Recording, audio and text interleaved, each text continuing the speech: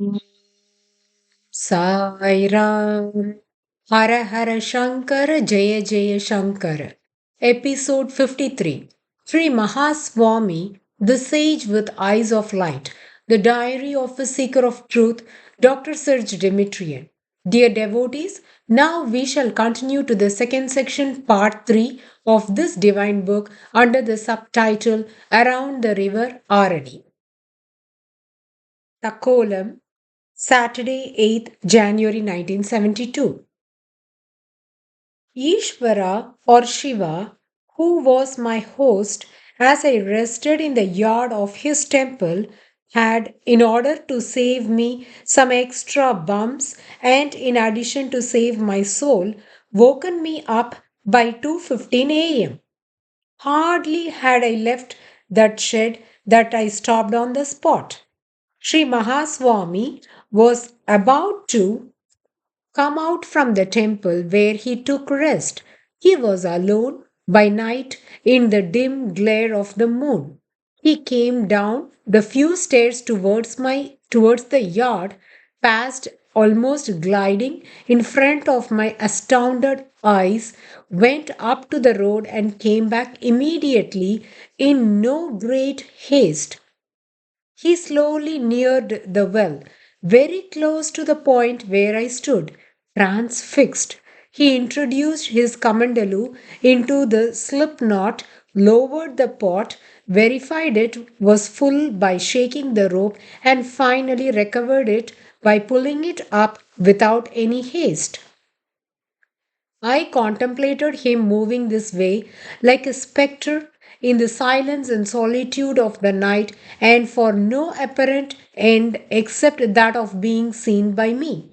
At that moment, I did not think of this possibility as my intention was focused on saluting him.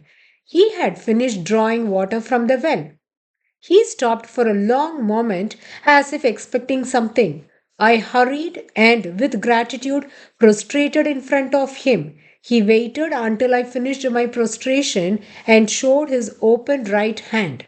He approved discreetly with the head and then slowly paced towards the temple. He pushed the heavy door with no visible effort and disappeared inside. After 6 a.m., we all left, walking behind Sri Mahaswami towards Kanchipuram. We were not yet out of the village when someone from the group that was following Swamiji came near me and addressed me in English. Sri Mahaswami would like you not to enter a temple at the same time as him, as this is not allowed by the Hindu Dharma and people may believe that you have his approval. The person repeated it twice and then asked if I had understood. I thought a moment and boldly replied, I do not understand and I do not agree. But it will be done if it is the will of Sri Mahaswami. Sri Kantan, who was nearby, as if by chance added, You can enter in the absence of Sri Mahaswami. These words were also included in the message of Swamiji. It is doubtless that the ancient venerable head of the Kanchipuram, Shankaracharya Mutt, could not accept revolutionary changes at his age. On my side, I also cannot accept certain formal aspects of the Hindu Dharma. I mentally put before Sri Mahaswami my complete reply to his message. I believe in a single way to God. The Hindu Dharma is one of the footpaths of this great way. It is as good or less good as any other footpaths. If I accept its foundation common to other footpaths, I cannot accept it in all its formal aspects which are deprived of any importance. If I stay near Sri Mahaswami, it is because I consider him as God's incarnation and not as a product of the Hindu Dharma. It is God, I think, that brings about the footpath and not the footpaths that bring about God. As a former venerable head, Sri Mahaswami has to accept the Hindu Dharma as he had professed, but as a divine incarnation, every footpath is equal to him. The fact that there come to him disciples born in whatever tradition is proof enough. I was walking behind him while composing these lines. It was as if Sri Mahaswami had been satisfied with my mental attitude.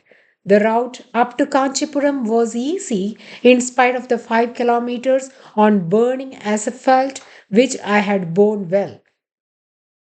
In the middle of last December month, my fourth Indian year had finished, and I am now inclined to reflect and to take stock of the situation.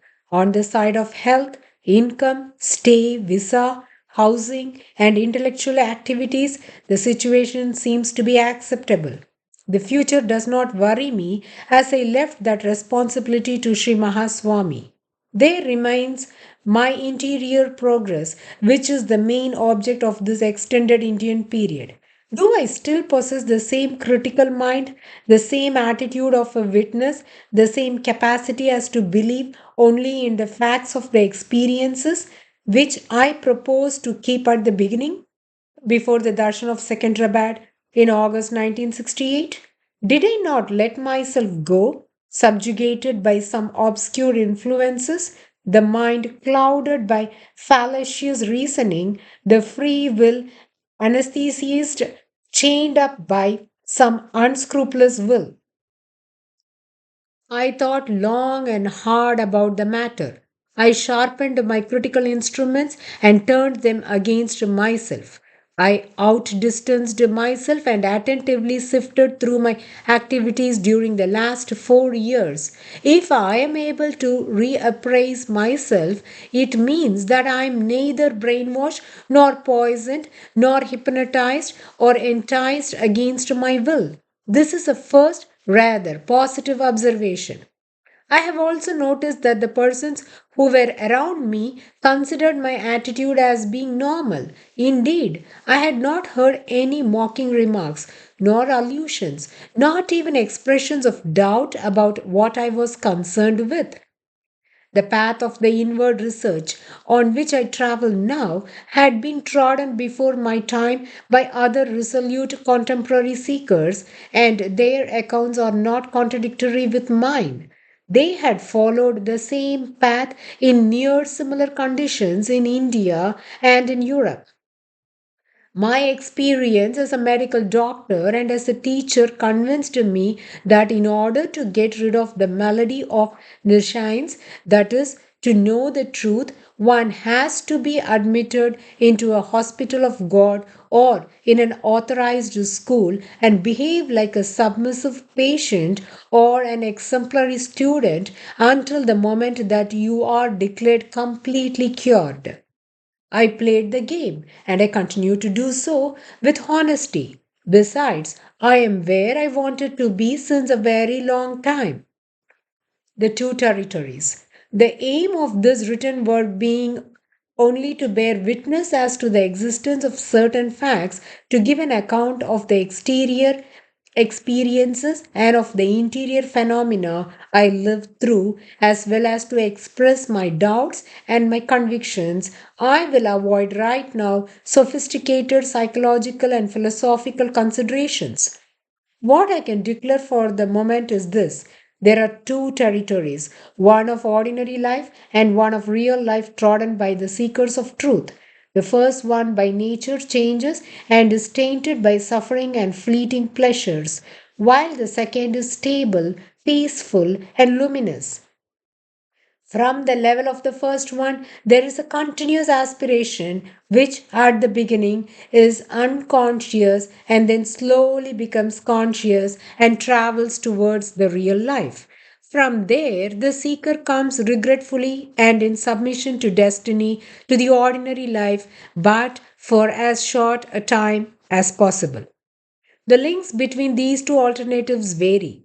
Usually, they do not overlap but have a common area of goodwill and selfless love, notably religious sentiments, aesthetic feelings, a sense of sacrifice, and ethical standards. Otherwise, the two entities remain parallel as if the plane of reality has to wait until the ordinary one naturally fulfills itself.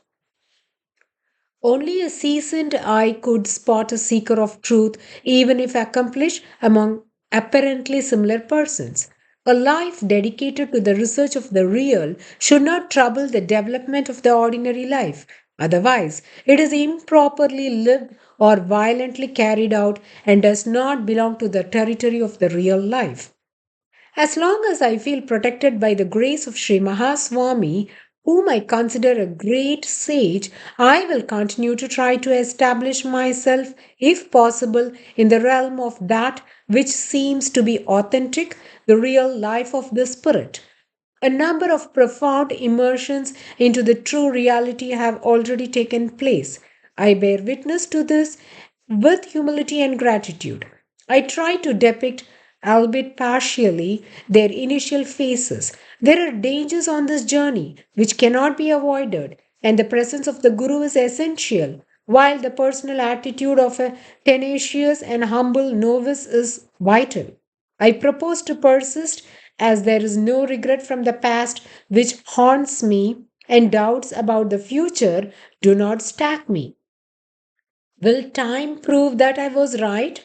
It is said that time is the thought of the Creator. It will evolve following His own will. Devotees, we have completed part 3 of the second section around the river Arani and will be listening to the fourth section of part 2 titled At the Shivasthana Ashram in the coming episode, bowing at the holy feet of the Gurus. Om Sairam. Hara Hara Shankara, Jaya Jaya Shankara.